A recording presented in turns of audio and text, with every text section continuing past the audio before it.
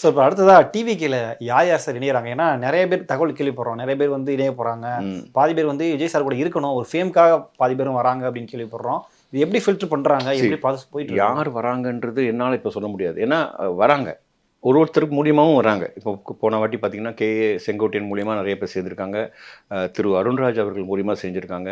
திரு பொதுச் செயலாளர் மூலியமா சேர்றாங்க. வந்து இணையறாங்க. அந்தந்த ஊர்ல மாவட்டத்தில அவங்கவங்க மாவட்ட செயலாளர் முன்னாடி போய் இணையறாங்க. இணைஞ்சுக்கிட்டு தான் இருக்காங்க. டெய்லி அது நடந்துகிட்டு இருக்கு.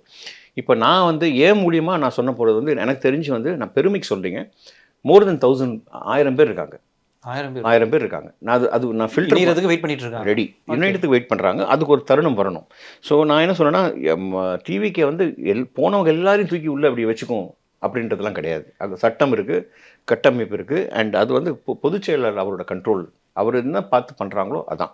அண்ட் அவரும் வந்து வரவங்க எல்லாத்தையும் எடுக்கிற ஆள் ரொம்ப சிம்பிளான மேன், ஒரு ஹம்பிளான மேன். அண்ட் ஒரு நார்மலாக ஃப்ரண்ட்டில் போனால் ஒரு சின்ன டேபிள் ஸ்டூல் போட்டு உட்காந்துருப்பார். எந்த பந்தாக இருந்தால் எதுவுமே கிடையாது. அப்படி தான் வந்து அவங்க எலைட்டான ஆளுங்க வந்து பார்க்க மாட்டாங்க.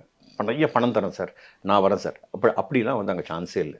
விஜய் சார் போய் 2 ஃபோட்டோ எடுத்துக்கணும், விஜய் சார் கட்சியில் நான் இருக்கேன், விஜய் சார் நான் பேசுகிறேன், அதெல்லாம் நடக்கவே நடக்காது.